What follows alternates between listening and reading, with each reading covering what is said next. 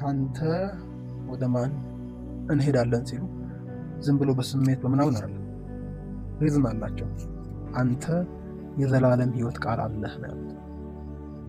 ያለውን ስለሚያውቁ እስከ ጥግ ድረስ ነው የተከተሉትና ወዳጆቼ የምናመልከው አምላክ የሕይወታችን አዳኝ፣ እሱ ጋር ሰላም አለ፣ ኃይል አለ፣ ፈውስ አለ፣ አርነት አለ፣ ጸጋ አለ፣ አቅም አለ፣ ጥበብ አለ። ኢየሱስ ጌታ ነው። ስለዚህ የተገናኘነው የሆነ ሳምንታዊ ፕሮግራም ለመካፈል ሳይሆን ከዚህ ጌታ ጋር ኢንካውንተር ለማድረግ እንደመጣ ሰው ያለውን ነገር ግምት አስገብተን በጣም ነፍሳችን በፊቱ እንድትሆን አበረታታችኋለሁ። ይህን ጌታ ደግሞ ካገኛችሁ አይቀር፣ ከተገናኛችሁ ከተናገራችሁ አይቀር ከእሱ ጋር የተገናኘ ሰው የሚያገኘውን ቤስት ነገር ይዛችሁ ለመሄድ ነፍሳችሁን እኔም ከእናንተ ጋር ነፍሳችንን በፊቱ እንድናፈስ አበረታታችኋለሁ። ልክ ያቺ ዮሐንስ ምዕራፍ 4 ላይ ያለች ሴት ነብይ እንደሆን አለው ብላ ነብይ መሆኑን ስታውቅ ከነብይ የሚገኘውን ቤስት ነገር ነው ጠየቀችው።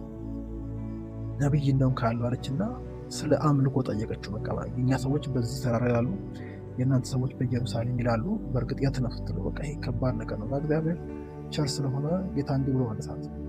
በዛም በዚህም አይደለም፣ የቦታ ጉዳይ አይደለም፣ እግዚአብሔር መንፈስ ነው የሚመለከውን በእውነት ነው፣ በመንፈስ መመለክ አለበት ሲል ለደቀ መዛሙርቱ ያልበራ ሁሉ ብርሃን በራላትና እሱንማ ክርስቶስ የሚባል መሲህ ሲመጣ ይነግረናል አለችው። እኔ ነኝ ሲላት እንሰራ ባን ሄደችው። እንደው ጌታን ካገኘን አይቀር ሰው ጌታን ሲያገኝ የሚያገኘውን ቤስት ነገር እንድናገኝ ያለውን ነገር እያሰብን እንድንሰማው አበረታታችኋለሁ። ስለዚህ ሁሉ ጊዜ እንደምለው በፊቱ መሆናችን እድል ነው፣ ያው መልካም እድል ነው። ይህም መልካም እድል እንደ መልካም እድል ትሪት እናደርጋለን። ጌታ ኢየሱስ ክርስቶስ መካከላችን አለ። ደግሞ እሱን ታምነን ብቻ ስለምንቆም የታመነ ሰው ደግሞ እንደማያፍር በተናገረ ቃሉ መሰረት እንዳናፍር ያደርገናል። ኢየሱስ ክርስቶስ ጌታ ነው። ዛሬም በጌታ ፊት ትምህርታችንን እንቀጥላለን። ባለፈው ሳምንት እንደው ዝም ብዬ በ2 ደቂቃ ሪቫይዝ ለማድረግ ያህል ምልክቶችን አይተን ነበር። ላይፋችን የቀደመው ፍቅራችን ሲቀዘቅዝ ከጌታ ጋር እንደነበር ሲቀዘቅዝ ምን ምልክቶች ያሳያል ብለን 10 ምልክቶችን አይተን ነበር። ያልነበራችሁ መልሳችሁ መስማት ትችላላችሁ። በዛ ምልክት አይተን ግን ዲፕረስድ እንድንሆን ሳይሆን የሆነ ውስጣችን እንዲረበሽ እንዲያዝን ሳይሆን ከዛ ወጥተን ደግሞ ወደፊት መሄድ የምንችልበትን እድል እንዲያሳየን ተስፋዎች ደግሞ እንዳሉ እግዚአብሔር የማደስ ተስፋ ከእሱ ጋር ያለን ፍቅር እንደገና እንዲቀጣጠል የማድረግ ተስፋ እንደሰጠን ደግሞ የተወሰኑ ፖይንቶችን አይተን ነበር። በተለይ ከዛ ውስጥ አንዷ በጣም ፓወርፉሏ ዘዳግም 30 ቁጥር 6 ላይ ያለችዋ ነች። አምላክ እግዚአብሔር በሕይወት ትኖር ዘንድ አምላክህን እግዚአብሔርን በፍጹም ልብህ በፍጹም ነፍስህ ትወድድ ዘንድ አምላክ እግዚአብሔር የልብህን የዘርህንም ልብ ይገርዛል ብሎ እንድንወደው ጭምር የሚሰራው ፕሮሚሶች እንዳሉ ሌሎችም አይተን ነበረ። ስለዚህ ጋፖቻችንን ካየን ጋፓችን እንድንወቀስ ሳይሆን ቅድም ስትል እንደነበረው በጸጋ እንደመሆን መጠን ተስፋውን ደግሞ አይተን እንድንበረታ የሚያደርግ ነው። ዛሬ ጥቂት በዛ ተስፋ አቅጣጫ ላይ የመበርታት መስመሮችን እናያለን። ኢየሱስ ክርስቶስ ጌታ ነው። በጣም የምናውቀውን ቃል አንብበን እንጀምራለን። በጣም ውስጣችሁን ሰፋ አድርጉ፣ ነፍሳችሁን አነቃቁ። እግዚአብሔር አምላክ ዛሬ አንዳች የቀደመው ፍቅር የሚመልስ የእግዚአብሔር መለኮታዊ ምስጢር ይገልጥልናል። ኢሳይያስ ምዕራፍ 40 ከቁጥር 27 ጀምሮ እስከ 31 ያለውን በጣም ብዙ ጊዜ ሰብከነዋል። እንስማው እግዚአብሔር የሚለውን ነገርና እግዚአብሔርን እናመሰግናለን። በስተመጨረሻ እንዲህ ይላል እግዚአብሔር ቃል፣ ያዕቆብ ሆይ እስራኤልም ሆይ መንገዴ ከእግዚአብሔር ተሰውራለች፣ ፍርዴም ከአምላክ ያልፋለች ለምን ትላለህ? ለምንስ እንዲህ ትናገራለህ? አላወቅህምን? አልሰማህምን? እግዚአብሔር የዘላለም አምላክ የምድር ዳርቻ ፈጣሪ ነው። አይደክምም፣ አይታክትም፣ ማስተዋሉም አይመረመርም። ለደካማ ኃይልን ይሰጣል፣ ጉልበት ለሌለውም ብርታትን ይጨምራል። ብላቴኖች ይደክማሉ፣ ይታክቱማል፣ ጎበዛዝቱም ፈጽመው ይወድቃሉ። እግዚአብሔርን በመተማመን የሚጠባበቁ ግን ኃይላቸውን ያድሳሉ፣ እንደ ንስር በክንፍ ይወጣሉ፣ ይሮጣሉ፣ አይታክቱም፣ ይሄዳሉ፣ አይደክሙም። ክብር ለጌታ ይሁን። ይሄ ክፍል አንድ እግዚአብሔር ታሪኩን ስለቀየረው ትናንት ባልነበረው ማንነት እግዚአብሔር እንዲታወቅ ስላደረገው በህይወቱ ዘመን ያገኘውን ነገር ሁሉ ያላደረገለትን ነገር ያደረገለት አምላክ ያለው የያዕቆብ ታሪክ ነው። እንደምታውቁት ያዕቆብ በህይወቱ ዘመን ለመባረክ በጣም ብዙ ስቴፕ ይዞ ነበር። በአባቱ ፊት ዋሽቶ ያልሆነውን ሆኖ ኤሳው እንደሆነ አድርጎ ቁርበት ለብሶ የእናቱን ምክር ሰምቶ በተለያየ አይነት መንገድ የአባቱን በረከት በስጋ አባት የሆነውን ሰው በረከት ለማግኘት ብዙ ስቴፕ ሄደ ሰው። ልክ ደግሞ በሄደበት ስቴፕ እንደዛው አባቱ ባረከው። አርጅተው ነበር። አንዳንድ ጊዜ እርጅና ውስጥ ያሉ ሰዎች የሚያደርጉት ነገር እንደዛ ሊሆን ይችላል። ሊታለሉ ይችሉ ይሆናል። ደግሞ ሮንግ የሆነ ብለሲንግ በሰው እይታ ሲታይ ሊያደርጉ ይችሉ ይሆናል። ብቻ በሆነ መንገድ የአባቱን እርጅና የአይኑን መፍዘዝ ተጠቅሞ የማያይ ግን በመዳሰስ የሚያምን እንደሆነ ሲረዳ እናቱ በዚያ አቅጣጫ አግዛው አይኗ ያልፈዘዘ እናቱ አይኑ እንደፈዘዘ ለአባቱ ያልሆነውን ሆኖ እንዲቀርብ አድርጋ ነገረችውና በዛ መንገድ ሄዶ አባቱ ባረከው። ባርኮልና ተባረከ ይላል። ከዛ በረከት በኋላ ህይወቱ ላይ የሆነው ነገር የተባረከ ሰው የሚሆነው አይነት አልነበረም። እንደምታውቁት ታሪኩ ሸሽቶ ሄደ፣ ፈርቶ ሄደ። በጣም የእግዚአብሔር ቃል ክሊር ነው በዚህ ላይ ኃጥእ ማንም ሳያሳድደው እንደሚሸሽ ጻድቅ ያለ ስጋት እንዳንበሳ እንደሚሆናል። በህይወታችን ላይ ሚስቴክ ካለ እንደዛ አይነት ኔቸሮች ናቸው የሚሆኑት። ለበረከት ሲባል የተሰራ ሚስቴክ ሁሉ አያሳርፍም ወላጆች። ከዛ በኋላ ላባ ቤት ገባ። አንዲት ሴት ወደደ። ሊያገባት ፈልጎ 7 ዓመት ዋጋ ከፈለ። የተባረከ ሰው 7 ዓመት ዋጋ ከፍሎ ያገባ ቀን ቃል የተገባለትን ሳይሆን ታላቋን ዳሩለት። ይሄ ተባርኮ የተባረከ ማለት የተባለ ሰው ከዚያ በኋላ ለቀጣይ ለሁለተኛ ሚስቱ 7 ዓመት እንደገና እንዲለፋ ሆነ። ከሚስት ጋር በሚያያዝ 14 ዓመት ባርነት መያዝ ማለት ነው። ይሄ ተባርኮ ከዚህ በኋላ ተባርኮ ቀረ ለተባለ ሰው በጎቹ እንዳይበዙ ተንኮል ተነገረበት። ደሞዝ 7 ጊዜ 10 ጊዜ ተቀየረበት። ከሱ የተነሳ የተባረከው ላባ ጭምር ሊገለው ሲፈልግ ድረስ በብዙ ጥንቅጥ ውስጥ አለፈ። በዛ ውስጥ የሚያገኛቸው ነገሮች አሉ። በሚያገኛቸው ነገሮች ሁሉ እንደተባረከ ሰው ፊልም ማድረግ አልቻለም። ለዛ ነው ያለውን ሚስቶቹን፣ ልጆቹን፣ ገመኖቹን፣ በጎቹን ከወንዝ ማዶ አሻግሮ እንዳልተባረከ ሰው በስጋ ከፈጠረው ከወለደው አይኑ ከፈዘዘ አባቱ ፊት ሳይሆን ከማይሸመግል አይኖቹ ከማይፈዙ ከሚታይ ነገር ባለፈ የውስጥን ነገር ሁሉ በሚረዳ በመንፈሳዊ አባት በመጽሐፍ ሲናገር የመናፍስት አባት በሱ ፊት ለመቅረብ ወሰነ። ባገኘው ነገር ሁሉ እንዳልተባረከ ፊል ያደረገበትን እውነት ከየት እናገኛለን? እግዚአብሔር ጋር ሲቀርብ ካቀረበው ጥያቄ እናገኛለን። ካልባረከኝ አልለቅህም። ፊት አድርጋችሁ ታውቃላችሁ? ቃል በእናንተ ላይ ወጥቶ በእናንተ ላይ ወጣው ቃል ከወጣው ቃል በተቃራኒ ህይወታችሁ ላይ አክት ሲያደርግ እግዚአብሔር ነው እንዲህ ብላችሁ እስክትጠይቁ ድረስ ውስጣችሁ ሊረብሽ የሚችል መንገድ ውስጥ ሲገባ በህይወታችሁ ዘመን ማድረግ የሚገባችሁ ነገር አድርጋችሁ ያደረጋችሁት ነገር ሊያመጣላችሁ የሚገባው ነገር በህይወታችሁ ላይ እንዳልሆነ የተሰማችሁ ጊዜ ገጥሟችሁ አይደል? እንደዛ አይነት ነገር ገጥሞት ነው ሰው መታገል ጀመረ። ትግሉ ከዚህ ቀደም የሄድኩበት መንገድ ለባረክ የሄድኩበት መንገድ ያንተ ሰው እንኳን የባረከበት መንገድ እሱ ከልቡ ባርኮኝ ቢሆን እንኳን ከልቡ የተባረኩት እኔ ግን የተባረኩበት መንገድ የወለደው አብሮት የወጣ መዘዝ ነበረው። አሁን ግን እንደዛ አይነት አልፈልግም። አሁን ጀኒውን የሆነውን ያንን በረከት ፈልጋለሁ ብሎ ሲናገር እግዚአብሔር አንድ ጥያቄ ጠየቀው። ያ ጥያቄ በስጋ አይኑ ከፈዘዘ በኋላ የባረከ አባቱ የጠየቀውን ጥያቄ ጠየቀው። ያንዴም አባቱ ማነህ ነው ያለው። አሁንም ይሄኛውም አባቱ ማነህ ነው ያለው። በስጋ በወለደው አባቱ ፊት ምናልባት አርጅቶ ስለነበረ ያልሆነውን ሆኖ መቅረብ ይቻል ይሆናል። ይሄኛው ግን የማያረጅ ኢየሱስ ክርስቶስ ጌታ ነው። እርጅና ከዘመን ጋር ስለሚገናኝ ይሄኛው አባት ግን በዘመን ውስጥ የሚኖር ሳይሆን ዘመን በሱ ውስጥ የሚኖር ጊዜ ሲፈጠር የተፈጠረ ሳይሆን ጊዜን የፈጠረ ጅማሬ ሲጀመር የተጀመረ ሳይሆን ጅማሬን ራሱ የጀመረ አምላክ በመሆኑ ከጀመረው ጅማሬ ውጭ የሚኖር እርጅና የማያውቀው፣ ሽምግልና የማያውቀው፣ የአይን መፍሰስ የማያውቀው፣ ማንም በሱ ፊት ሊያታልለው የማይችል ልብና ኩላሊትን የሚመረምር አምላክ ፊት ሲቀርብ አባቱ የጠየቀውን ጥያቄ ነው የጠየቀው። ስም ማን ነው? አሁን ኤሳውን ማለት አይቻልም።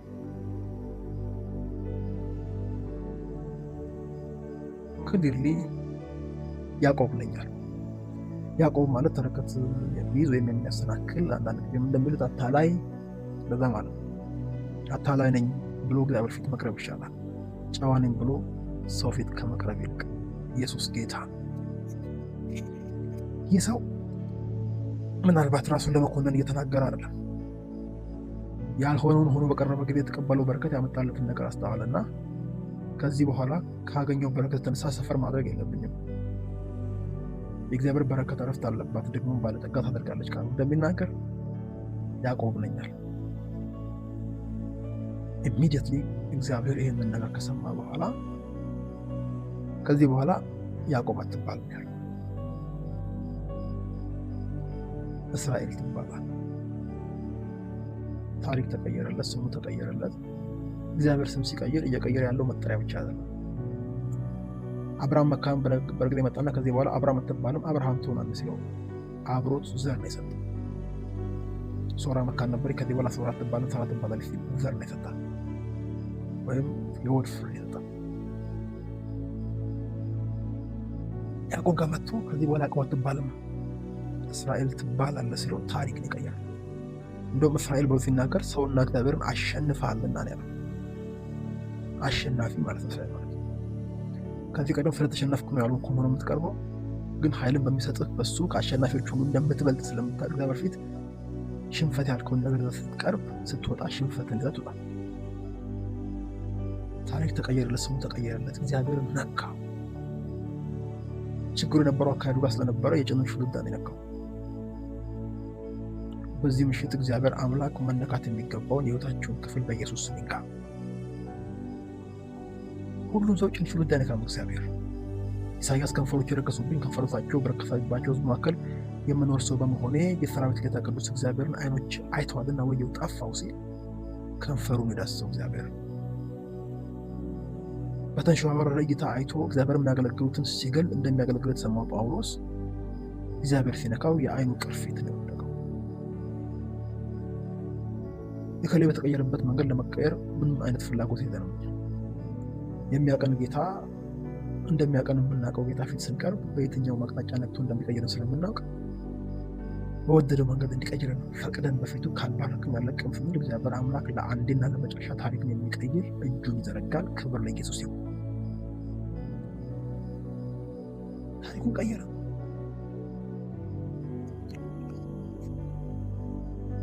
ከዛ ይሄ ታሪኩ የተቀየረ ያዕቆብ ታሪኩ ከተቀየረ በኋላ እግዚአብሔርን በተመለከተ ብዙ ነገር ተናግሯል።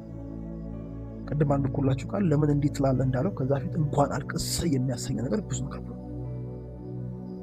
ባነበብነው ክፍል ላይ ለምን እንዲህ ትናገራለህ፣ ለምን እንዲህ ታደርጋለህ፣ ለምን እንዲህ ታወራለህ፣ መንገዴ እግዚአብሔር ትሰማለች ለምን ትላለህ፣ ፍርዴ ከእሱ አልፋለች ለምን ትላለህ፣ የስንፍና ቃል ለምን ከአፍ ይወጣል የተባለው ያዕቆብ እሰይ እንኳን እንዲህ አልክ የሚያስብል በርካታ ነገር ተናግሯል።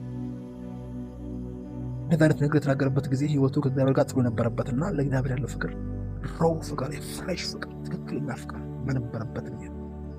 ከዛ በኋላ እግዚአብሔር ሳይቀየር ያዕቆብ ጌታ ተቀየረ። የተቀየረበት ምክንያት የቀደመው ፍቅሩ መቅረቱ ነው። ለምሳሌ ያዕቆብ ከተናገራቸው እሰይ የሚያሰኙ ነገሮች ጥቂት ላሳያቸው።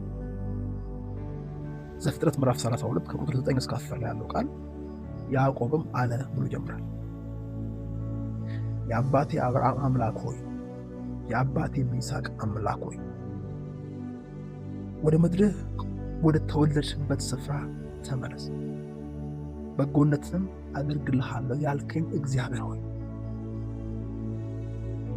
ለባሪያ ከሰራኸው ምሕረትና ከእውነትም ሁሉ ትንሽ እንኳን የማይገባኝ በትሬን ብቻ ይዤ የነው ለሩት ተቸግሬ ነበርና አሁን ግን የሁለት ክፍል ሰራዊት ሆኗል።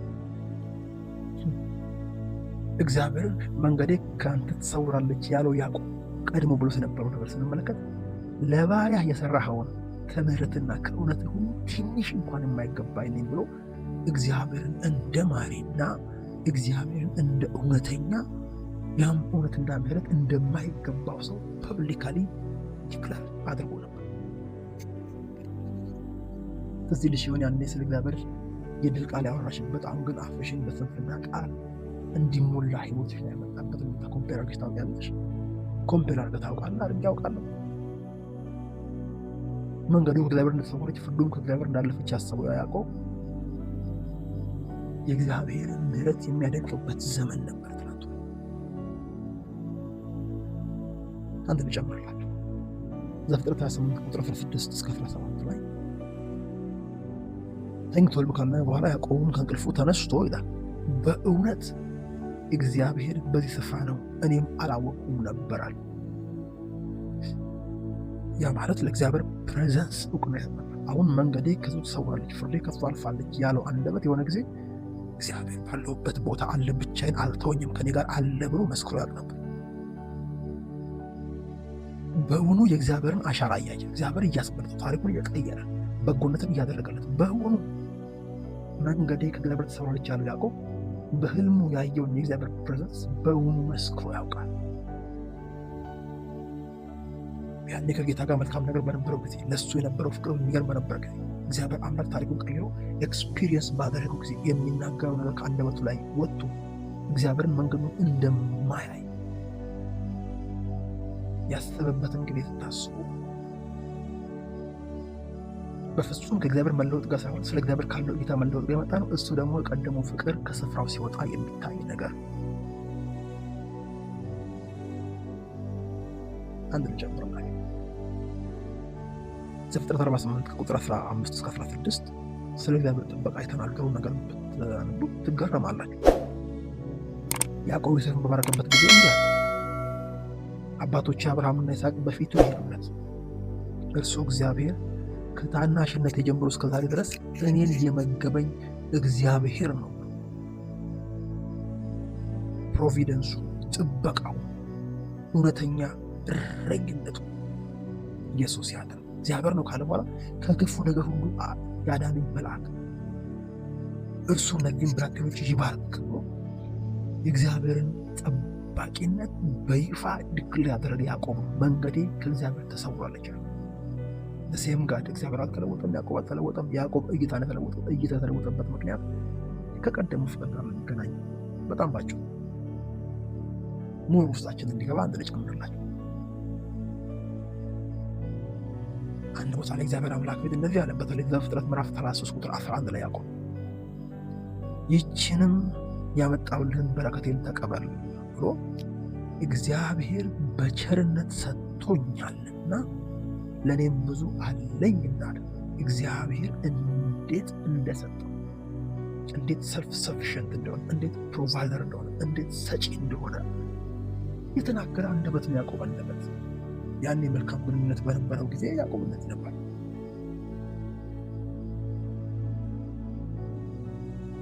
ታውቃላችሁ፣ በጣም ላይፍ ተወሳስቦበት በሴኬም በነበረ ጊዜ ብዙ ነገር ተበላሽቶ ልጁ ተደፋ፣ ልጆቹ ዋሽተው ሰው ገለው እሱ መፍራት ተውጦ በነበረበት ጊዜ ላይ እግዚአብሔር መጥቶ ወደ ቤቴል ውጣ ሲለው የተናገረውን ቃል አስታውሱ።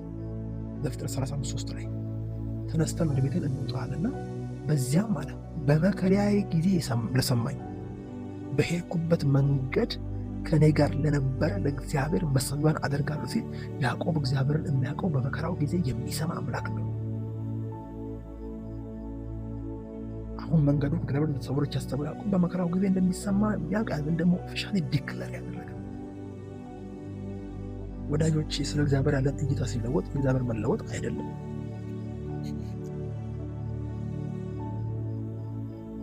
ብዙ ጊዜ ምክንያቱም ሳናውቅ ለማስተካከል ስለምንጥር አይስተካከልም። ምክንያቱም የቀደመው ፍቅር እንትታል። እዛ ከእግዚአብሔር ጋር የፍቅር ግንኙነት ጋር አንዳች ችግር ተፈጥሯል። መቃናት ካለበት መቃናት ያለበት የገጠመ ችግር እንዲፈታ ሳይሆን የገጠመን ችግር ያመጣው ከእግዚአብሔር ጋር ያለህ ነገር እንዲፈታ። የዘፍጥረት መጽሐፍ ብታነቡ እግዚአብሔር አምላክ በክብር ከተገናኘው በኋላ እጅግ በጣም በርካታ እግዚአብሔርን አሽሞንሙኖ የሚገልጥበት ቃላት ነበር። እሱ የሚያውቀው እንደ ኃያል ነው፣ እንደ ረዳት ነው፣ እንደ ሰጪ ነው፣ እንደ ጠባቂ ነው፣ እንደ ታዳሚ ነው፣ እንደ ቃል ጠባቂ ነው። ኪዳኑን እንደሚያሟላ ነው፣ እንደ ባራኪ ነው። በተስፋ መቁረጥ ጊዜ ተስፋን እንደሚያለመልም እግዚአብሔር የሚያውቅበት መንገድ ሌላ ነበር። ይህ ሁሉ የሆነው ግን ብርታቱ ቀን ነበር። ይህ ሁሉ የሆነው ግን ብርታቱ የሚመነጨው ከእግዚአብሔር ፍቅር ስለሆነ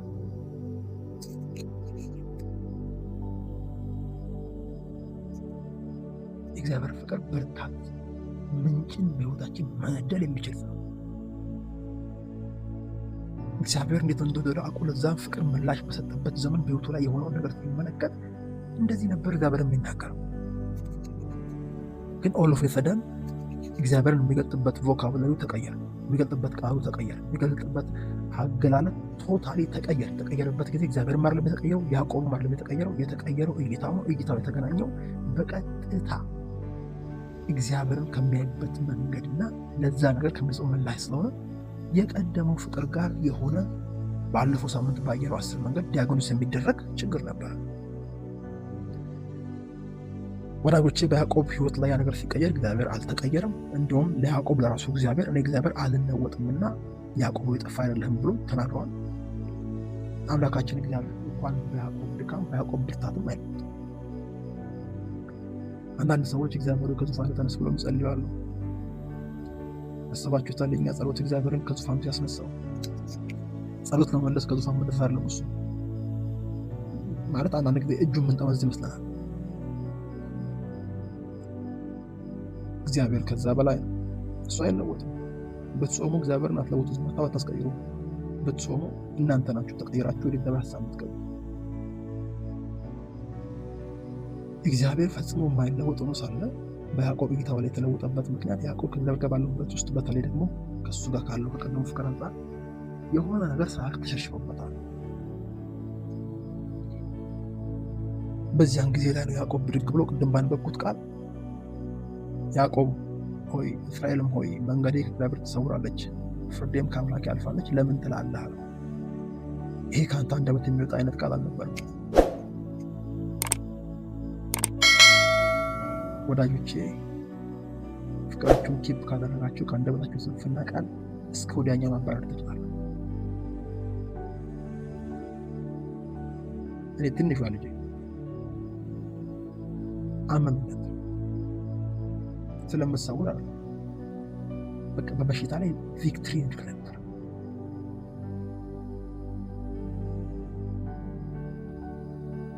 ተሸነፍኩ። ምክንያቱም የገጠመንን ነገር እንደምንናገር አይደለም የምናስበው፣ የተናገርነው ነገር እንደሚገጥመን ነው የምናስበው። ይህ ፉከራ አይደለም፣ እንትን አይደለም። ሰዎች እንደሚሉት ሮንግ አስተምሯል። መጽሐፍ ቅዱስ ሲናገር ሞትም ሕይወትም በአንደበት አለን። ግን በአንደበታችን ሕይወት መናገር ካስፈለገ ከሕይወት ባለቤት ከእግዚአብሔር ጋር አለን። የፍቅር ቁርኝት በጣም ወሳኝ። ከእግዚአብሔር ጋር ጥሩ ህብረት ሳይኖረን ጥሩ ህብረት ካለው ሰው የሚጠበቅ አይነት ንግግር መናገር አንችልም። እዛ ጋር ያለው ችግር ይሄ ሪሌሽንሺፕ ፌሎሺፕ ጋር ችግር ሲፈጠር ኢሚዲየትሊ የመጣው የንግግር ለውጥ ነው። ንግግር ቢከፋን የሀሳብ ለውጥ ነው። ምክንያቱም ለምን እንዴት ትላለህ እና ለምን እንዴት ትናገራለህ እንዳለ ትናገራለህ እና ኦፊሻሊ ወጣ። ሌላ ግን በልብ የሚባል ሌላው ስንፍና ነው። መጽሐፍ ቅዱስ ሲናገር ሰነፍ በልቡ እግዚአብሔር የለም ይላል። በልቡ ነው እንጂ በአፉ ጌታ ይባርክ ይችላል። በአፋችሁ ጌታ ይባረክ ይችላል ያላችሁ በልባችሁ ላይ ተቃራኒ ስሜት የሚሰማችሁ ከሆነ እሱ ስንፍና ነው። እግዚአብሔር ደግሞ ስንፍና ማስወገድ ይችላል። ልክ እንደ ያዕቆብ ቀርበን በፊቱ የሆነውን ቀረበ እግዚአብሔር አምላክ ይለውጣል። ግን እግዚአብሔር አምላክ እንደዚህ አለው፣ ያዕቆብ ሆይ እስራኤል ሆይ ብሎ ነው የጀመረው። ያ የሁለት ስም ቁርኝት አንድ ጋር የመጣበት ምክንያት ይሄ እኮ ያንተ ታሪክ የተቀየረ ታሪክ ነው። ያዕቆብ ነበር ደግሞ እስራኤል ሆነሃል። ያኔ እኮ ላይፍ ላይ ታሪክ ቀይሬ በቀየርኩበት ሰሞን የምትናገረው ንግግር እንደዚህ አይነት አልነበር። ከያዕቆብ ወደ እስራኤል እንዳልተቀየረ ሰው ታሪክን ቀይሬ ከተሸናፊ ወደ አሸናፊነት ሰውን ብቻ ሳይሆን እግዚአብሔርን ወደ ማሸነፍ በዛ ስም ጠርቼ አዲስ ማንነት ሰጥቼ ከአንተ ጋር በሄድኩበት ዘመን ጠባቂ ትል ነበር፣ እረኛ ትል ነበረ፣ ወዳጅ ትል ነበረ፣ መሐሪ ትል ነበረ። የምታውቅበት መንገድ ያ ነበረ። ያ ታሪክ እንደተቀየረ አሁንም አለ። አሁን በእኛ ህይወት ማለት ሞት ነበር፣ ያው ሆነናል። አናምንም ነበር፣ አምነናል። የሰይጣን ነበር፣ አሁን እግዚአብሔር ነን። እግዚአብሔር ያንን በሕይወታችን ላይ ሰርቷል። ፐርፌክትሊ የተሰራ ብቻ ነው። ያ ስራ እያለ ግን የሆነች መንገዳችን ኮረኮንች ስትሆን ፍርዳችን አልፈረድ ሲል ያ ኮረኮንች የሆነ መንገድ ከእግዚአብሔር እንደተሰወረ ያ ከባድ የመሰለን ፍርድ ከእግዚአብሔር እንዳለፈ የምናስብበት ፖይንት ላይ እግዚአብሔር አምላክ ትላንታችሁንና ዛሬያችሁን አስቡ። መካከል ላይ መስቀል ላይ የተሰቀለው የክርስቶስ የመስቀል ላይ ስራ የቀየረው ታሪክ አለ። እሱን አስቡ ብሎ ነው የሚናገር። ልክ እሱም ላይ ያ ቦታ ደግሞ የፍቅር መገለጫ ስለሆነ ማንም እንዳይጠፋ ስለወደደ አንድያ ልጁን እንደሰጠ የዳነው በፍቅር ነው። ምንድነው ደግሞ ለዛ ፍቅር በሚሰጠው ምላሽ ነው። እሱ አስቀድሞ ወዶናልና እኛ ደግሞ እንወዳለን ስለሚል ለዛ ፍቅር የሚሰጥ ሪፍሌክሽን ምላሽ ነው። የኛ ፍቅር ቀዘቀዘ ወርድ እየቀዘቀዘ ያለው የኛ ፍቅር ሳይሆን የኛ ፍቅር ሪፍሌክሽን ስለሆነ የእሱን ፍቅር የተረዳንበት መንገድ ነውና እሱም ነው ያስታውሰው። ያዕቆብ ወይ እስራኤል ወይ ሪሜምበር አስታውሰው። በልቡ ያለውና በአንደበቱ የተናገረውን ነገር ሲናገር መንገዴ ከእግዚአብሔር ተሰውሯል ይቻላል። ያ ማለት አሁን መጓዘውን ጉዞ እግዚአብሔር እያየ አይደለም ማለት ነው ብላችሁ ታውቁ። እግዚአብሔር ይህን ጉዳይ ትቶታል። በዚህ ጉዳይ ላይ ወርድ ሊረዳኝ አልተዘረጋም። ከዚህ በኋላ ነገር አይለወጥም ብላችሁ ምዕራፍ ዘግታችሁ የምታውቁት ነገር ይኖር ነው። ከዛ በኋላ የችግራችሁን ምንጭ እግዚአብሔርን አድርጋችሁ ማለት ደግሞ ችግሩ ላለመፈታቱ እግዚአብሔርን ሪዝን አድርጋችሁ ቻፕተር ዘግታችሁ ፍርዴ ከአምላክ ያልፋል ስትሉ ከእግዚአብሔር በላይ የሚፈርድ አለ ወይ? እንደዛ ስንድታስቡ ያደረጋችሁ ነገር ምናልባት የፍርዳችሁ ከአምላክ ማለፍ ሳይሆን ፍርዳችሁ ከአምላክ እንዳለፈ አድርጋችሁ እንድታስቡ ያደረጋችሁ ከእሱ ጋር ያላችሁ ፌሎሺፕ ተነክቶ የሆነ ታሞሉ። አንድ ምክር ልምከራችሁ ወዳጆቼ፣ ሰይጣን የመጨረሻ ሲዋጋችሁ የሚያደርገው የችግራችሁ ምንጭ እግዚአብሔር አድርጎ ይስራል። ያንን ስዕል ደግሞ መሳል የሚችለው ፍቅራችሁ በቀዘቀዘ ጊዜ በሰው በስጋ እንኳን የምትወዱት ሰው ሌላ ሰው ስለሱ ክፉ ሲያወራ ዲፌንድ ነው የምታደርጉለት። ነው አያደርግም እሱ ሳጠዩ ያን ሰው ግን እየጠላችሁት ፍቅራችሁ የቀዘቀዘ ከመጣ ሊያደርግ ይችላል የሚነግሩ ይኖራችኋል። ጠላት መቶ ሽቁ ሲል የምትቀበሉት ያንን የችግራችሁ ምንጭ እግዚአብሔር ካደረገው ሰይጣን አሁን ጥያቄው መፍትሄ ታገኛላችሁ።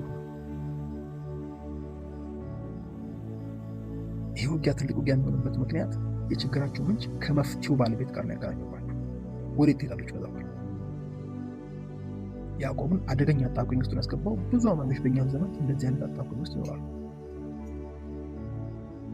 መንገዳቸው የማይቀየረው እግዚአብሔር አምላክ መንገዳቸውን ስለማይመለከት የማይፈረድላቸው ነገር የማይከናወንላቸው እግዚአብሔር ስላልፈረደላቸው አድርጎ እግዚአብሔርን ያለ መቀየሩ ምክንያት አድርጎ እንዲስሉ አድርጎ በልባቸው እንዲያስቡ በአንደበታቸው ደግሞ እንዲናገሩ ያደርጋል። እግዚአብሔር ደግሞ ከዚህ በላይ የሆነውን የህይወት ለውጥ አድርጌያለሁ፣ ያዕቆብነትን ወደ እስራኤልነት ቀይሬያለሁ ለማምጣት እሱን አስታውሱ ነው።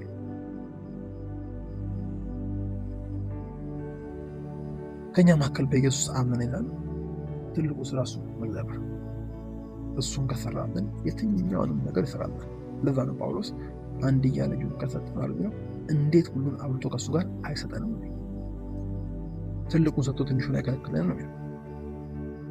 እሱ የቀደመ ፍቅር ያዕቆብነት ወደ ፍርሃት የተቀየረበትን ማደስ እንችል ኢሚዲየትሊ ንግግራችን ይቀየራል። ንግግራችን ሲቀየር ህይወትም ሞትም አንደበት ላይ ስላለ ያ ንግግር በራሱ የሚቀይረው የህይወት ዘይቤ አለ። እውነት ለመናገር የእኛ መንገድ ከእግዚአብሔር ይሰወራል ወይ? አንለስ እግዚአብሔርን ያየንበት እይታ ካልተቀየረው ግን እውነት ለመናገር የእኛ ሰዎች ፍርድ ከእግዚአብሔር ያልፋል።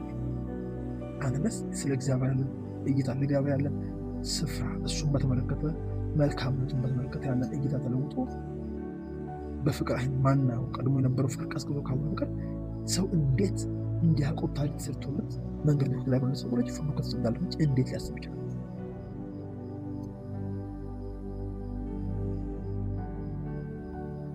ምን እያለ ነው እግዚአብሔር? አንተ እኔ የምታይበት መንገድ ተቀየረ እንጂ እኔ አልተቀየርኩም እያለ።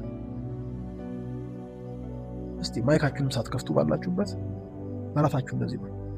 እኔ እግዚአብሔርን የማይበት መንገድ ቢቀየር እግዚአብሔር ግን አይቀየርም። አንቺ እግዚአብሔር የምታይበት መንገድ ቢቀየር እግዚአብሔር አይቀየርም። እኔ አንተ እኛ እግዚአብሔር የምናይበት መንገድ ቢቀየር እግዚአብሔር ፈጽሞ አይቀየርም። አንተ ለራስ መንገድ ከኔ እንደተሰወረች ያሰብካል። አንተ ፍርድ የአንድ ሰው ፍርድ ከኔ እንዳለፈ አሰብካል። እንግዲያውስ ልንገርህ አለ ቁጥር 28 ላይ አላወቅህምን? አልሰማህምን? እግዚአብሔር የዘላለም አምላክ የምድር ዳርቻ ፈጣሪ ነው። ኢየሱስ ጌታ። እንኳን አንተ በጊዜ ውስጥ የምትኖር እንኳን በዘመን ውስጥ የምትኖር እንኳን በሚቆጠር ጊዜ ውስጥ የምትኖር ያንተን ቀርቶ አምላክነቴ በዘላለም ላይ ነው። እንደምታውቁት ዘላለም ጊዜ አይደለም። ጊዜ በዘላለም ውስጥ ያለች ነጥብ ነች። በጊዜ የማይለካ ነው። የዛ እንኳን ፈጣሪ ነኝ። የዘላለም አምላክ ነኝ። እንኳን ያንተ ትንሽ መንገድ ደግሞ የምድር ዳርቻ ነው የፈጠርኩት ነኝ። ማየት ብቻ አይደለም፣ እኔ ያልፈጠርኩትን መንገድ ማየት እችላለሁ። የሚታይ ቦታ ላይ ቆምኩ፣ ህንፃ ላይ ቆምኩ፣ ሁሉ ነገር ይታያል። እኔ እግዚአብሔር አይደለም ማየት አለ የፈጠርኩት ራሱ እኔ ነኝ። የምድር ዳርቻ ማለት ማንነቴ ያው ነው። ፐርስፔክቲቭ ነው የተቀየረው። ፐርስፔክቲቭ ደግሞ በኋላ እመጣበታለሁ። ከምን ጋር ነበር? ከፍቅር ጋር። ፍርዴ ከሷ ፋልስ ላይ እንደደከምኩ አስባለሁ አይደል? እና አይደክምም ማለት ነው። እግዚአብሔር የዘላለም አምላክ የምድር ዳርቻ ፈጣሪ ነው። አይደክምም፣ አይታክትም፣ ማስተዋሉ አይመረመርም። ያንተ እይታ በመቀየሩ ምክንያት መንገድን እንደማላይ ፍርድን እንደማልፋ አድርገህ እንጂ እኔስ የዘላለም አምላክ የምድር ዳርቻ ፈጣሪ እማልደክም እማልታክት ማስተዋሌ የማይመረመር ነው። ኢየሱስ ያድናል። አይታክትም፣ አይደክም፣ ማስተዋሉ አይመረመርም። ይህን ቃል አንድ ባንድ ብታዩ በጣም ፓወርፉል ናቸው። ስለ መንገድሽ የምትጠረጥሪው እግዚአብሔር፣ ስለ በጊዜ ውስጥ ስለገጠመ ችግር የምትጠረጥሪው እግዚአብሔር የዘላለም አምላክ። መንገዴን አየም ብለህ እንደ ጳውሎስ ብለህ የምታደርገው ከሆነ የምድር ዳርቻ ፈጣሪ ነው እሱ ከአንተ መንገድ በላይ። ስለ እኔ ደከመ እንዳትል እግዚአብሔር አይደክምም። ደጋግሞ ምክሩ ስላልተቀየርኩ ታከተ እንዳትል እግዚአብሔር አይታከትም። ማስተዋሉን ደግሞ አይመረመርም። የተቀየርኩት እኔ አይደለሁም፣ የተቀየረው እይታ ነው። ትናንት ለኔ የነበረን እይታ ዛሬ የሌለ፣ ትናንት የነበረ ፍቅር ዛሬ ስለሌለ ነው። ትናንት የነበረው ፍቅር ደግሞ ዛሬ የሌለበት ምክንያት ትናንትና የገባ ፍቅሬ ውስጥ ስለደበዘዘ ነው። ሰዎች እግዚአብሔርን እንዲወዱ ማድረጊያ መንገድ እግዚአብሔር እንዴት እንደወደዳቸው መንገድ ነው። ለዛ ፍቅር የሚመስል ምላሽ ነው ፍቅር የሚሆን።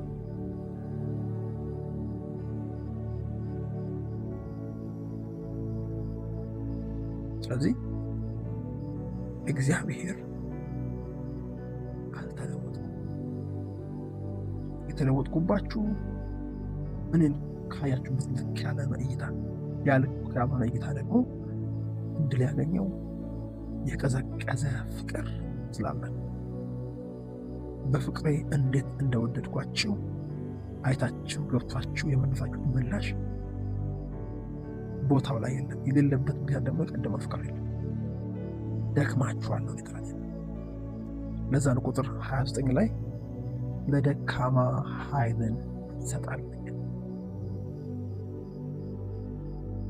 አይደክምም ራሱ ግን አልደክምም ብሎ ዝም ብሎ የሆነ ቦታ ላይ የሚቀመጥ አምላክ ደግሞ አይደለም።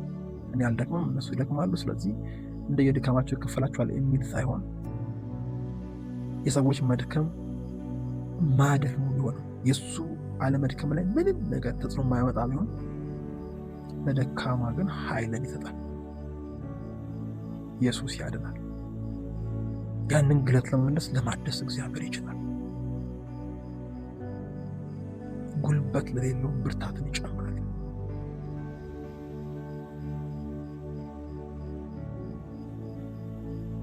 ይሄን ያልክበት ምክንያት ድካም ነው። ድካምናቸው ግን ሞክስ ሳይሆን ከድካም እንድትወጣ ግን ለደካማው ኃይልን በመስጠት ጉልበት ለሌለው ብርታትን በመጨመር የምሰራ አምላክ ነኝ።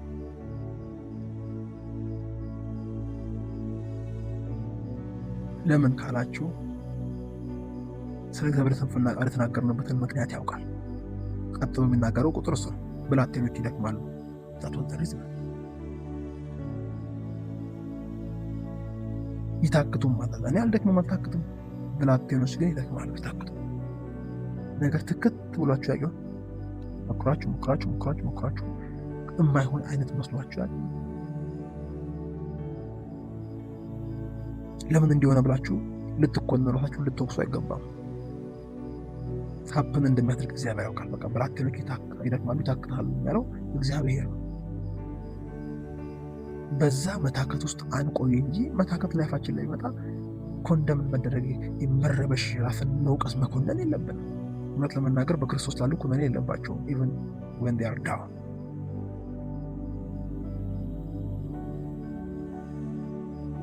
ይህን አይነት ንግግር ከአንደበት የወጣው ድካም ነው፣ የቀዘቀዘ ፍቅር።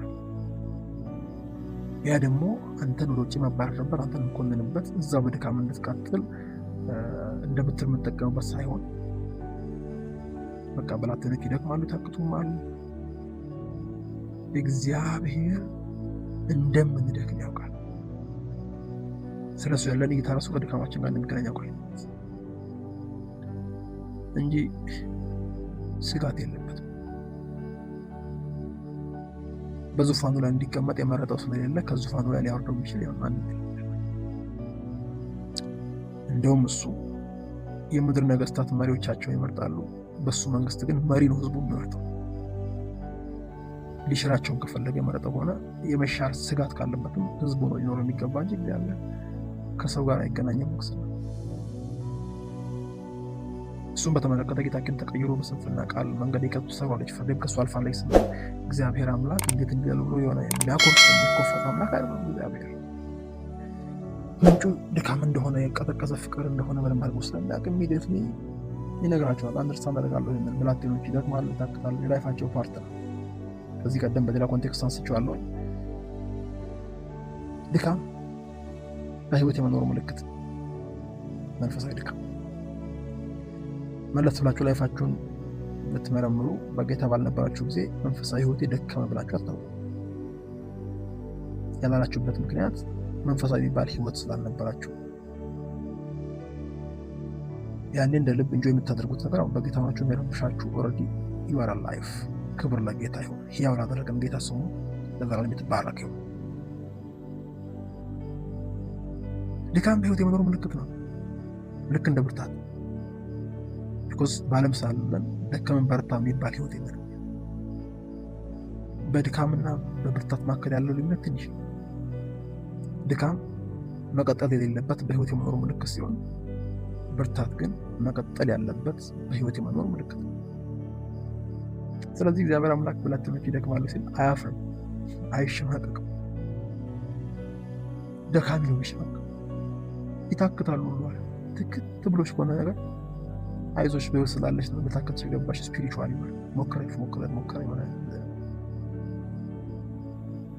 አይ ጎበዝ ነበር ባል እግዚአብሔር እንዲያለ ጎበዛቱን ፈስነው ይላሉ። የእነሱ ሊመስል ይችላል። ሰው ከወደቀ በኋላ ለመነሳት የሚቸገረው በክርስትና ውስጥ ብቻ፣ ግን ቶሎ ሊነሳ የሚችልበት አትሞስፌር ያለው ደግሞ በክርስትና። በክረምት እንኳን እየሄደ ጭቃ አንሸራቶ ሲወርቅ ቶሎ ይነሳል ሰው። አዩኝ አላዩኝ ያለ እንዴት ወደቅኩ ማንሸራቶ ነው ምናምን ብሎ እዛ ጋር አያላዝንም። ብድግ ብሎ አዩኝ አላዩኝ ብሎ በቃ ኖርማሊ ጠራርጎ ሄዶ ለሱ ነው። ክርስትና ከዛ በላይ ብድግ የምንልበት የክርስቶስ ደም አለ። ከዛ በላይ ብድግ የምንልበት የመንፈስ ቅዱስ ኃይል አለ። ከዛ በላይ ብድግ የምንልበት የኢየሱስ ስም አለ። ኧረ ኢየሱስ ያድናል።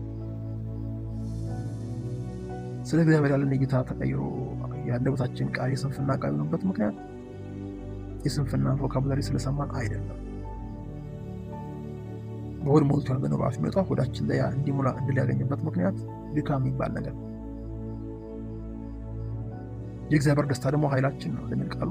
ከዛ ደስታ ጋር ፌሎሺፕ አድርገን የእሱን ፍቅር ተረድተን ለዛ ፍቅር ምላሽ ሰጥተን ከእሱ ጋር ደስ በሚያሰኝ መንገድ እየሄድን እስካለን ድረስ ህይወታችን ላይ እንደዚህ ድካም ነው። አንዱ ነው መጽሐፍ ቅዱስ ላይ ጉድጓድ ውስጥ ሆኖ ወይ ደግሞ ያ ጠላት ጉድጓድ ውስጥ ወርውሮት ልበል ስዕሉ እንዲመጣላችሁ። እሱ ጉድጓድ ውስጥ ሆኖ ጠላቱ ደግሞ ከውጭ ሆኖ እንዲህ ሲመለከተው ቀና ብሎ ጠላቴ ሆይ ብወድቅ እነሳለሁ፣ በጨለማ ብሄድ እግዚአብሔር ብርሃን ይሆንልኛል እንዳለው ወድቆ እንኳን እንደሚነሳ ለጠላቱ ሊፎክር በጨለማ እየሄደ እንኳን እግዚአብሔር ብርሃን እንደሚሆን የሚናገር ትውልድ ነው የሚወርሰው። ኢየሱስ ጌታ ነው። ስለዚህ ብዙ ያልሆነ ሆኖ መቅረብ ምናምን ጥሩ አለ። ይህ ፐርፌክት ማንደክም ማንታክት እንደዛ አለ መሆን ያለበት። ላይፋችን ላይ እንዲያደርግ አንፈልግም። ከእግዚአብሔር ጋር በጣም ጤናማ ጉዞ እንጓዛለን። እግዚአብሔርን እንወደዋለን።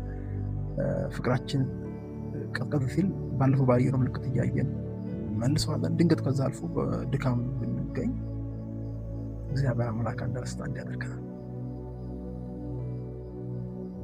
አንዳንድ ጊዜ ሰዎች ለድካማቸው ሲጸልዩ እግዚአብሔርን የማስረዳት ያህል የማያውቀውን ነገር ለመጀመሪያ ጊዜ ከነሱ እየሰማ እንዳለ አድርገው ያስባል። ሳትለምኑትን ያውቃል ብሎ የተናገረው ግን ራሱ ያውቃል። እኔ ወንድም በጌታ ፊት ነው የምነግርህ። ይሄ ነፃ አውጪ እውነት ነው። እውነትን ታውቃላችሁ፣ እውነትም አርነት ያወጣችኋል አሉ። ያውቃል ትችል እንደምትችል። እንደውም አመፅ የሚሆነው ልደክም አልችልም የሚል ፖይንት ላይ ስንገባ ይደክማል፣ ይታክቱማል፣ እንደውም ጎመራው ተፈጽሞ ይወድቃል። ያኔ መንገዴ ከእግዚአብሔር ተሰውራለች የሚለው ቃል ቁልቁለት ነው የሚሆንላቸው። እግዚአብሔር ትቶኛል ማለት ሁለት ያስብ አልተውህም አልጥልህም ያለ እግዚአብሔር ቃል እያለ እንደተተው ማሰብ ይችግር። ያኔ የስንፍና ቃል በአንደበታቸው ላይ ብቻ ሳይሆን በልባቸው ላይ ማለት ላይሆን ነው እንዴ ሊበላሽ ነው እንዴ እንትን ነው እንዴ ኦልሬዲ በውስጣቸው እግዚአብሔር አምላክ የሚሰማ ጩኸት ይጮሃል። ውስጣቸው ላለው እግዚአብሔርን እያመኑ ይቀጥላሉ። ልክ እንደ ኤማሁስ ሰዎች እየተወለጋችሁ ስትሄዱ ይሄ የምትናገሩት ምንድን ነው ያለ መጠውለግ ውስጥ ስንገባ ኢየሱስን ለራሱ እንዳሙት ማለት ነው። አልሰማም እንዴ ስለዛ ነብይ እንዳሉት ውስጣችን ያለን ጌታ ለራሱ የምናማበት በልባችን ላይ ማለው እናመለከተው። ሰው ስናጨበጭብ ስናሸበሽብ ስንሰብክ እንደ መንፈሳዊ እንደማም እንደ በረታ ሊቆጥር ይችላል። እግዚአብሔር ነው ዲፕ ኢንሳይድ የሚሰማ ሌላ ጩኸት አለ የሚልበት አይነት ድካም ላይፋችን ላይ ሊያልፍ ይችላል። ያ ሞመንት ነው የምንሰራው ስራ ሲበላሽ ደጋግሞ ሲበላሽ ምናልባት ችግሩ የምንሰራው ስራ ጋር ሳይሆን ስራውን የሚሰራው ሰው ጋር እንደሆነ ማየት አለብን ብዬ ስጀምር በተናገርኩ የድካም ሳይኖች የቀደሙ ፍቅር መገገፍ ሳይኖች ሲታዩ በጥቅስ መደገፍ አይደለም የሚያስፈልገው። እሱ ስጋሽ ሲደክም ስጋ ደካማ ነው የሚለውን ጥቅስ እየጠቀስ እዛው ለመቆየት አደራ ምክንያት ታርኪ ጥቅሱን ጨርሰሻል። ስጋ ደካማ ነው ብሎ ቀጥሎ መንፈስ ግን ብርቱ ነው የሚለው እዛው አለ።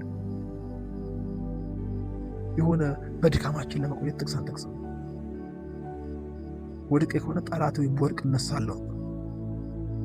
ጨለማ ውስጥ ድንገት ራሴን አግኝቼ ቢሆን በጨለማ ብሄድ እግዚአብሔር ብርሃን ያበራልኛል። ጦሩ ምናምን በእጁ ያለፈውን አጠገቡ ደርሶ ዳዊትን ሊገል ነው አለቀል ምናምን ልትሞት ነው ሲሉት አልሞትም በህይወት እኖራለሁ። የእግዚአብሔር ማተን አለ። ይሄ ከእግዚአብሔር ጋር ያለው ፍሬንድሺፕ ውስጥ የሆነ ሆት የሆነ ለእግዚአብሔር ፍቅር ሙላት ያለ ሰው የሚናገረው የድል ቋንቋ ብላቴና ከሆንሽ ብትደክሚ አይደነቅሽ፣ ብትታከት አይደነቅም።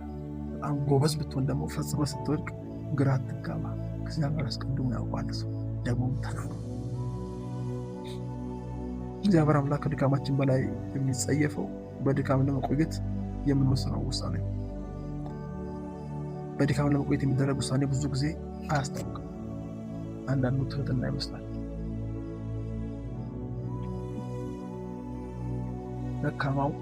ደካማ ነኝ ብሎ ሲመሰክር ደካማው ሲል በጣም ትሁት አድርገን ነው የምንቆጥረው።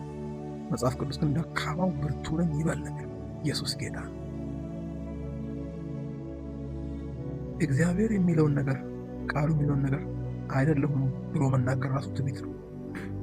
እግዚአብሔርን የማረን ያህል ነው። በቃ በዚህ ምሽት ነፃ አውጡ። በዚህ በጌታ በኢየሱስ ስም ድካም ሊመጣ መታከት ሊመጣ ወድቅ ሊመጣ ይችላል። መምጣቱ አይደለም እግዚአብሔር አምላክ ፊት አነው የሚያደርግ በዛ ውስጥ ለመዝለቅ ከሁኔታው ጋር መስማማታችንን ነው እግዚአብሔር ይፈቅዳል። ለዛ ነው ቁጥር 31 ላይ ይሄ መካሄድ ይችላል። ይደክማሉ ያለው አይደክሙም የሚል እውነት ውስጥ ሊገቡ ይችላል ማለት። እግዚአብሔርን በመተማመን የሚጠባበቁ ግን ኃይላቸውን ያድሳሉ። ከዛስ እንደ ንስር በክንፍ ይወጣሉ። አይታክቱም፣ ይሄዳሉ፣ አይደክሙም። ይደክማሉ ብሎ እዚህ ጋር አይደክሙም ካለ ያ ችግር የመጣበትን ሁኔታ ሲናገር እግዚአብሔርን በመተማመን የሚተባበቁ ነው ያለው። ጥቂት ሚስጥር እንትን ልበላችሁ እዚህ ወዳጆች፣ እግዚአብሔርን ስለምትወዱ የእግዚአብሔርን ጥበብ ለመስማት ልባችሁ ክፍት ስለሆነ አንዳንድ ጊዜ ላይፋችሁ ሲታደስ ከሰው ጋር ያቀላቀላችሁ የሆኑ ፌሎሺፓችሁን አፌክት ሊያደርግ ይችላል። ላይፋችሁ ሲታደስ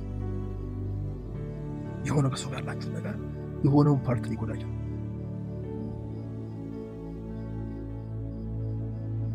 ለብቻችሁ ሎንሊ ልትሆኑ ትችላላችሁ። ብቸኝነት ሊሰማችሁ ከእግዚአብሔር ጋር ያላችሁ ፍቅር ሲታደስ፣ ምክንያቱም እንደ ንስር ነው ይውቃል። ታውቃላችሁ ንስር በጣም ብቸኛ የአዋፍ ዝርያ፣ እሱ በሚበርበት ከፍታ ሊበር የሚችል ወፍ ነው። ሰዎች እንደ ንስር መታደስ ሲፈልጉ አብሮ ሪስኩን መቀበል አለባቸው። ሎንሊነት ሊሰማችሁ ይችላል። በደንብ ማኔጅ ማድረግ ማችሁ እንኳን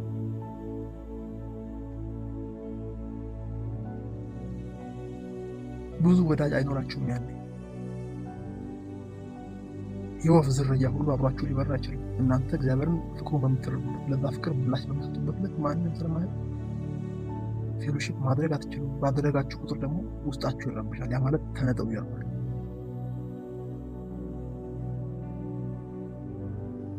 ብለሲንጉን ብቻ ኮስቱን ስናውቅ በዛ ከፍታ ላይ ስንበት ሰዎች ወደዛ ከፍታ ለማስገባት መሄድ የሚገባንን የዊዝደም መንገድ እግዚአብሔር አምላክ እንዲያስጠጥቀን ካልፈለግ አንዳንድ ሰዎች ህይወታችን ስለታደሰ ብቻ ከህይወታችን ሊወጡ ይችላል።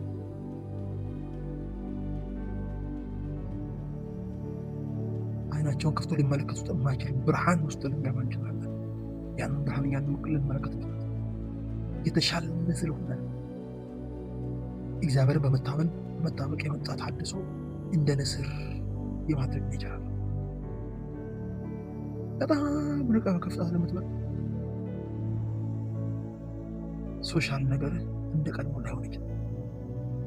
ተዋቸው ተለያቸው ያልኳል። በራሱ እንደዛ ይችላል። ትበሳጫለህ ሲሆን እግዚአብሔር የስንፍና ቃል ሲናገራል። ቸርች መጥቶ ስለ ፖለቲካ ሲደውቱ ውስጥ ይረባል።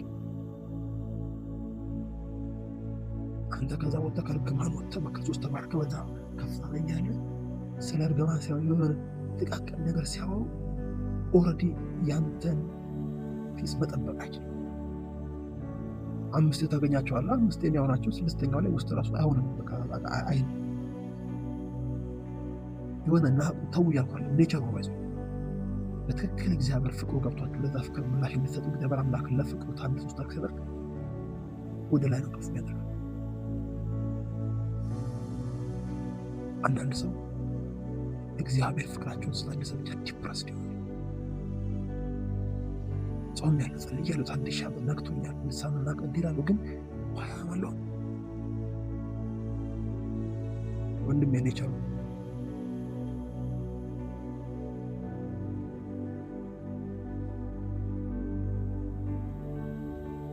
የተወሰነ ወራት አብሮ የማይዘልቁ ጓደኞች አሉ። ገጥሞኛል። ራሴን በሆነ ከፍታ ላይ አስቀምጬ እያኮፈስኩኝ ሳይሆን እግዚአብሔር ላይፌን ባደሰበት ጊዜ እዛ ማሽን ውስጥ መቆየት አይችሉም። ይህን ስራቸው ካመነ ካላመነ ሰው ጋር ተረጋጋለሁ፣ መሰከራለሁ፣ ወዳቸዋለሁ፣ ላይፍ ለማጋራት የተቻለኝ ጌታ ብረጋ መንገድ እራመዳለሁ። ግን ይሄ የፍቅር ታድሶ የፍቅር አብዮት ላይፋችሁ ላይ ሆኖ እግዚአብሔር አምላክ እብዶች ብንሆን ብላችሁ እንደ ጳውሎስ አይነት አቋም ስትይዙ ማበድ የማይፈልግ ሰው አብሯቸው ይበል።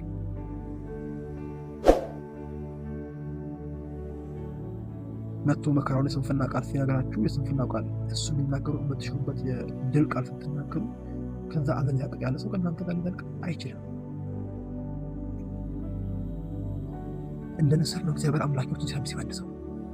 ንስር ደግሞ ሲታደስ ታውቃላችሁ የትና የት ነው።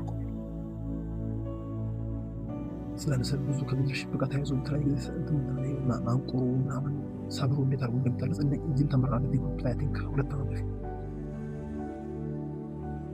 ዛሬ ላይ ጌታ አድርጌ የምነግራችሁ እግዚአብሔር አምላክ ፊት የቀደመው ፍቅራችሁ እንዳጣችሁ እንዲመለስ ደግሞ እሱን በመታመን የምትጣበቁ ከሆነ ኃይላችሁ ሲታደስ መታቀጣቸው የመጀመሪያው ነገር ሰዎች ከሚያዩበት ፐርስፔክቲቭ የተለየ ፐርስፔክቲቭ ነው። ልክ ጌታ ኢየሱስ ቤት ላይ ተቀምጦ እራት በሚበሉበት ጊዜ ሰዎች ተሰብስበው እራት ይበላል። አንዷ ግን እንደ እብድ በርግዳ ገብታ ሽቶ ሰብራ እግሩ ላይ ደፍታ ጸጉሩ የሆነ ማለት አብኖርማል። ያን ሲመለከቱ አንዳንዶቹ ጠቃቂን ያወጣሉ። ይሄ ሽቶ ተሰብሮ ከሚንት ለድሆች ቢሰጥስ የሚል በቃ እሷ ሎንሊ ነች። ለጌታ ብላም ተደርገው ነገር እንኳን ኔጌቲቭ ነው። በጸጉሯ ስታብስ ኃጢአተኛ እንደሆነች ቢያውቁ ኖሮ ይህን አይፈቅድላትም ነበር የሚሉ ተቺዎች ይሁኑና በምትበሩበት ከፍታለት። ለዛ ነው ጌታ ብዙ የተደረገለት ብዙ ያደርጋል ያለበት ግን የተደረገልን ነገር ነው እንድንመልስ የሚያደርገን። በእግዚአብሔር ፊት እኔ ከታድሶ ወደ ታድሶ ላይፍ እንድቀየር እፈልጋለሁ። ያው እሱ ሁሉ ጊዜ ሌቭል ፎር ሁሉ ጊዜ ግን ፖስቱን አውቋል። የሚቀርቡ የምላቸው ዘመኖች ሊሆን ይችላል። በዛ ምክንያት ኮንፈርት ሊከለክላቸው እንደሚችል አውቃለሁ። ሰው እንደተሰኝቼ እግዚአብሔር ፊት በነበርኩበት ከመቀጠል ከእግዚአብሔር ጋር ተስማምቼ ሰው ቀርቦት ከዛ ከተለወጥኩበት ቦታ ደግሞ እነሱን የምለውጥበትን ጥበብ ብቀበል ይሻለኛል ብዬ ስለማስብ እርምጃ ውስጥ ይሄ የዋይዝ ሰው ምክር። እንደ ንስር ነው ህይወት የሚታደሰው። እንደ ንስር ነው የሚታደሰው። እንደ ንስር ነው የሚታደሰው። ጳውሎስን ማን ነው የተቀበለው? እሱም ባይቀበሉትም በሱ በኩል አልፎ የሚሰራ እግዚአብሔር ልጅ ታሪካቸውን ሲቀይሩ ነበር።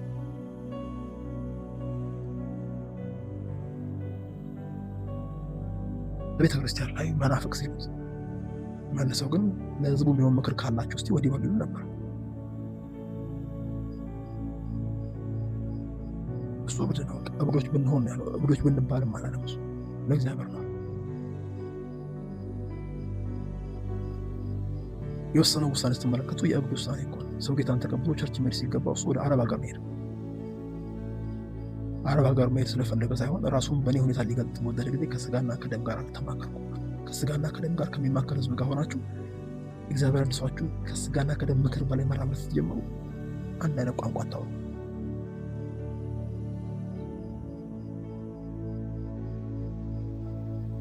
መንገድ ላይ እየሄደ እያለ ኤቭሪቲንግ ተሰባብሮ ባለበት ጊዜ ላይ በባህር ላይ እየሄዱ ጌታ ግን ከአጠገብ የሆነ ያበረታኝ ነበር።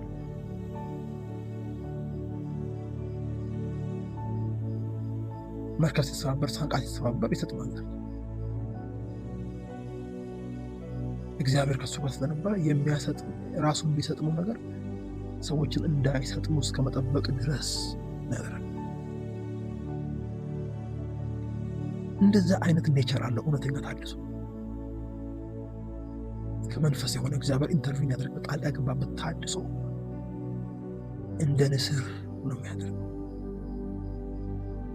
ህይወቱን ብትመለከቱ የጳውሎስ ህይወት አንዳንዱ አሁን በደንብ ኤክስፕሌን ካላመልኩት ሊከብድ ስለሚችል አሁን ግን ለምሳሌ ጌታ ኢየሱስ ስለመነጠቅ ነግሮናል።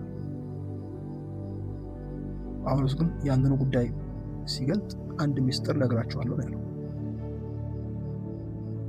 ሚስጥር ነግራቸዋለሁ ካለ ነገሩ ሚስጥር ከሆነ ከዛ ቀደም አልተነገረም ማለት ነው።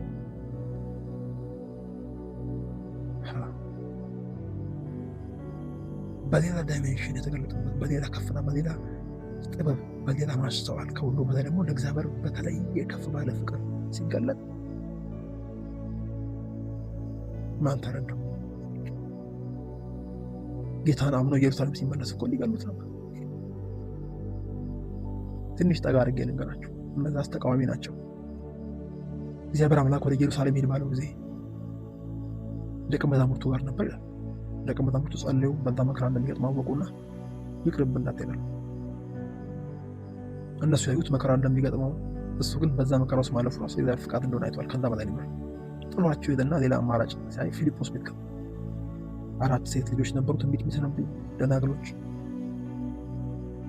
እነሱም ደግሞ እንደዛው ችግር የሚያስበት ነገሩ።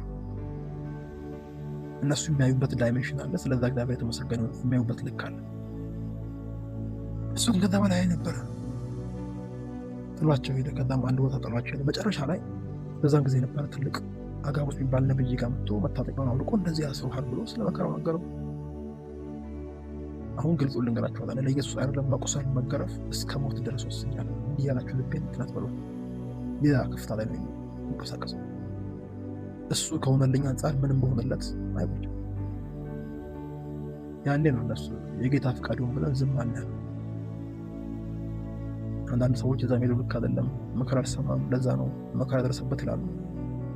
እውነቱ ግን ትክክለኛ ጉዞ የተጓዘው ቢኮዝ ከኢየሩሳሌም መከራ ጨርሶ ዞር ሲል እግዚአብሔር ተገለጠለትና በኢየሩሳሌም ስለኔ መከራ ተቀበልክ፣ በሮም ደግሞ ልትቀበል ይገባል አለው። ያ ማለት ያኛውም የኔ ፍቃድ ነው ያለው። ጳውሎስ ያንን ሁሉ መጽሐፍ ጽፎልን ያ ሁሉ መገለጥ መጥቶ አንዳንዱ መገለጥ በጣም ከባድ ነው። ለምሳሌ ሰው ሊሰማ ያልተገባውን ነገር ሰማው አለ። እሱ ሰው አይደለም እንዴ? የሆነ ልትገልጡት የማትችሉት ከፍታ ላይ ሲራመድ ነበር ነው። የታደሰ ሰው እንደዛ ያነቻል። አብዛኛው ላይደግፋችሁ ይችላል፣ ላይረዳችሁ ይችላል። ሳልደግፋችሁ እንደ ጠላት ስላልረዳችሁ ደግሞ እንደ አመፀኛ አትቁጠሩ። በፍቅር ተመልከቱት። የታደሰው ኔቸር ነው። የታደሰው ተፈጥሮ የእውነተኛ ታደሰው አይነት የእውነተኛ ታደሰው የሚፈጥረው ነገር። በዚህ መንገድ ካስረዳችሁ ሰው ሁሉ እየራቃችሁ ምን ሆኜ ነው ብላችሁ ወደ ጭንቀት ወደ ዲፕሬሽን አምጥተው አተርፍ በአጉዳይ የሆናችሁ ሊመስላችሁ ይችላል። በዛ ሄደስ መጽሐፍ ቅዱስ ሲናገር እግዚአብሔርን በመተማመን የሚጠባበቁ ኃይላቸውን ያድሳሉ። ሲያድሱ ግን የታድሰው አይነት እንደ ንስር አይነት ነው። ያዕቆብ እግዚአብሔርን ሳይጠብቅ ማስተያየት ሰጠው። እግዚአብሔር ነገሩን በተመለከተ ምን እንደሚል ሳይጠብቅ መንገዴ ከእግዚአብሔር ተሰውራለች። ፍርዱን በተመለከተ እግዚአብሔር ምን እንደሚል ሳይሰማ ፍርዴ ከአምላኬ አልፋለች። ያኔ ለምን እንዴት እናውቃለን? ለምን ትላለህ? ከዚህ ድካም ውስጥ የመውጫ መንገድ እግዚአብሔርን በመተማመን መጠባበቅ ነው። ያኔ ኃይል ነው የሚታደሰው።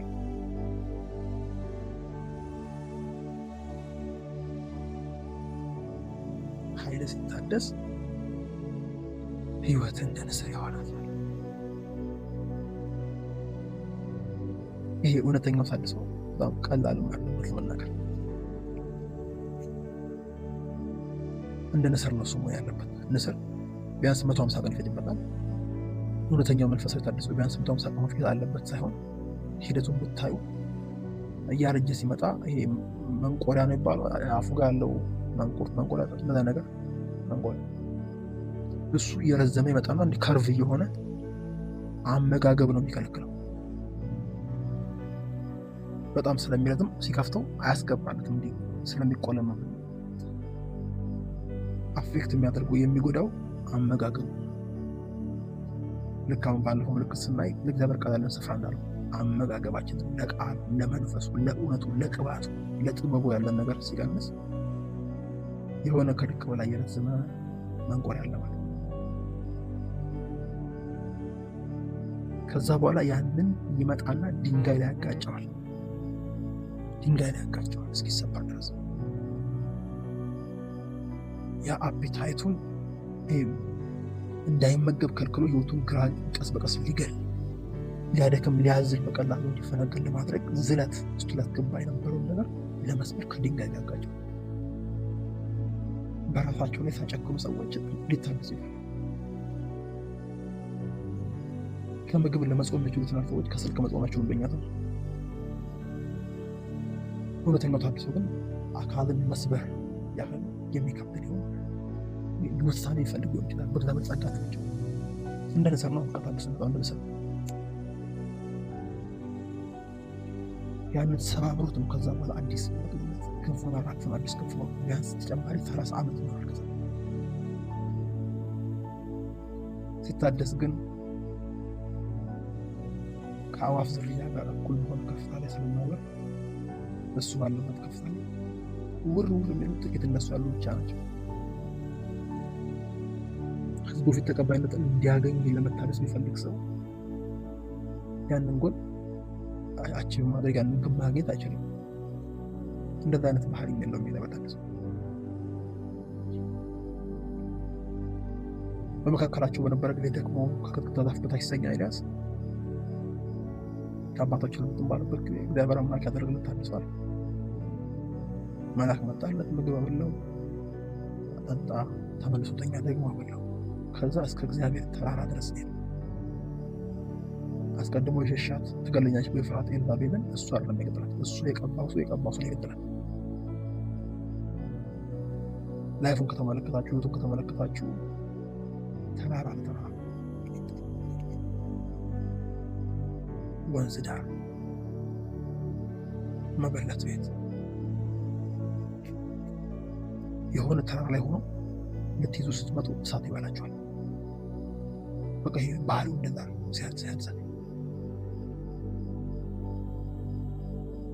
በአዲስ ኪዳን አማኞች በእግዚአብሔር ፊት ታድሶ ያስፈልገናል።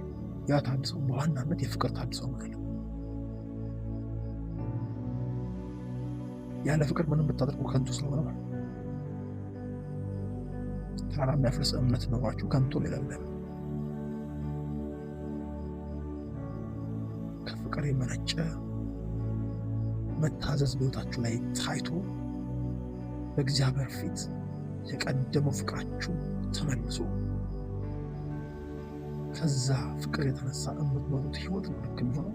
እሱ ግን ከአብዛኛው ጋር አብሮ የሚያራምድ ላይሆን ይችላል።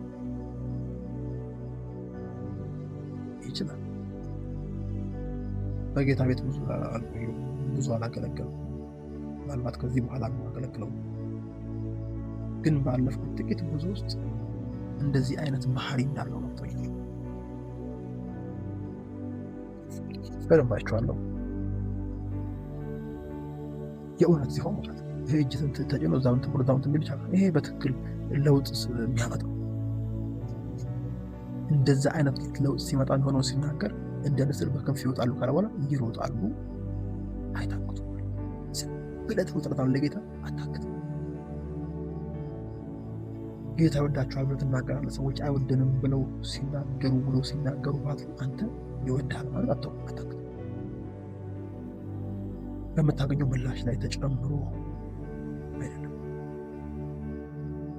ምላሽ የሚቃል ሩጫ በእንደዚህ አይነት መንገድ ከተነካል ሲጀመርም በቀላሉ አንተ ጋር ደርሰው የሚናገሩት ነገር አንተ ጋር የሚደርስ እነሱ ያወራሉ፣ አንተ ትሄዳለህ። እውነት ለመናገር የታድሶ ህይወት ምልክት እንደ ጌታ ማን አለ? ማን እንደርሳለ? ማን በሱ ከፍታ አይደለም? እዛው ታምራት ያደረገ የምናውቀው ዮሴፍ ልጅ ነው። በአባቱ ቤት እኮ ሲቀመጥ ቤተክርስቲያን ላይ እናትና አባቱ ራሱ መነክቶ ነው ማለት በአባቴ ቤት መሆን አይገባኝም። እናትና አባት ጥሩ ሲባል እናትና አባቴ ማን ናቸው? ዳርንተ ኮስት ኦፍ ሪኒዋል የመታደስ ዋጋ ነው። አዘርዋይስ ሱፐርፊሻል ላይ ሆነ ታድሶ ማለት ነው። እኔና እናንተ ግን በእግዚአብሔር ፊት ከውስጥ የሆነ ታድሶ ሆነ እስከ እንዳንታክት አድርገን እንድንሮጥ እንዳንደክም አድርገን እንድንሄድ የሚያደርግ እግዚአብሔር ታድሶ ያስፈልገናል። ደግሞ ይመጣል በኢየሱስ እግዚአብሔር የሚፈልገው እሱን ነው። የሚፈልገው ደግሞ ከዛ ውስጥ አድቫንቴጅ ስላለ የሚያገኘው ጥቅም ስላለ አይደለም። ያንን የሚፈልገው በእርግጥም በእግዚአብሔር ፊት ለእኛ ስለሚጠቅም። ስለዚህ በዚህ ምሽት እግዚአብሔር ያድሳል፣ ፍቅራችሁ ታደሳል ብዬ አውጃለሁ። ይህንን አዋጅ በነፍሳችሁ ላይ እንድታውጁ፣ እግዚአብሔርን በመታመን እንድትጠብቁ፣ ከዚህ ምሽት ጀምሮ የሚጀምር ትሪገር ላይፋችሁ ላይ እንደሚሆን፣ ያ ደግሞ የሚያድሰው አስቀድሞ ፍቅራችሁ እንደሆነ እያሰባችሁ የተወሰነ ጸሎትን እናደርጋለን።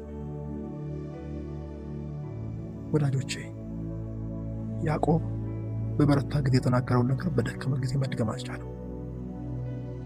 ለእግዚአብሔር ያለው መልካም ኢሜጅ፣ መልካም እይታ ቀይሮ ልክ ባልሆነ እይታ ነው የተካው።